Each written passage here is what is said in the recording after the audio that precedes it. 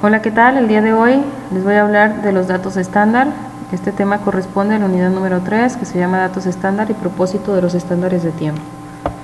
Por definición, los datos de tiempos estándar son los tiempos elementales que se obtienen mediante estudios y que se almacenan para usarlos posteriormente. Por ejemplo, un tiempo elemental de una preparación que se repite regularmente no debe volver a medirse para cada operación. El principio de la aplicación de los datos estándar fue establecido hace muchos años por Frederick Taylor, quien propuso que cada tiempo elemental que se establecía debía indexarse de manera que pudiera usarse con el fin de establecer tiempos de estándar para trabajos futuros. Es decir, él decía que estos datos se deberían de guardar, de organizar y de ser guardados, ya fuera en tablas o algún otro medio, para poder utilizarlos posteriormente. En la actualidad, cuando hablamos de datos estándar nos referimos a todos los estándares de elementos tabulados, gráficas, nomogramas y tablas que permiten medir una tarea específica sin el empleo de un dispositivo medidor del tiempo como un cronómetro.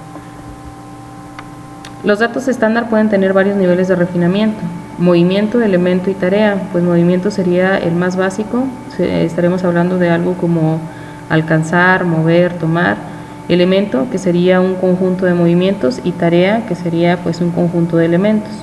Mientras más refinado sea el elemento del dato estándar, más amplio será su rango de uso. Por lo tanto, los datos estándar de movimiento tienen la mayor aplicación, pero toma más tiempo desarrollarlos que cualquier dato estándar de una tarea o un elemento. Hay varias etapas para la elaboración de los datos estándar. La primera de ellas es determinar el alcance de los datos tipo o datos estándar, que sería lo recomendable, comenzar por algún departamento, algún proceso, algún producto, para posteriormente poder desarrollarlo en los demás. Número 2, descomponer las tareas en elementos mediante el análisis de tareas, es decir, identificar el mayor número de elementos comunes en las diversas tareas y codificar los elementos, sería con algún código sencillo. Por ejemplo, si vamos a pintar una superficie, el código podría ser PNT 10, que significaría pintar una superficie de hasta 10 metros cuadrados. Entonces es algo sencillo y que sea fácil de asociar o recordar. Paso número 3, decidir el método de medición del tiempo. Podemos utilizar los sistemas macroscópicos, que sería los tiempos cronometrados, el estudio de tiempo con un cronómetro, o los sistemas microscópicos, que serían las normas de tiempo predeterminadas. Ya veíamos en unidades pasadas como el sistema MTM1 o MOST. Número 4, determinar los factores, es decir, las tareas pueden tener un solo factor primordial o puede tener varios factores primordiales y además tener factores secundarios. Por ejemplo, tenemos aquí, nos dice actividad andar limitado partiendo de una posición inmóvil y terminando en otra posición inmóvil. ¿Qué factores son los que influyen en el tiempo para esta actividad? Pues como factor primordial tendríamos la distancia recorrida, como podemos ver aquí, y como factores secundarios tendríamos la constitución física del trabajador, la temperatura, la humedad, la iluminación, atracción externa, variación atribuible al especialista en estudio de tiempos.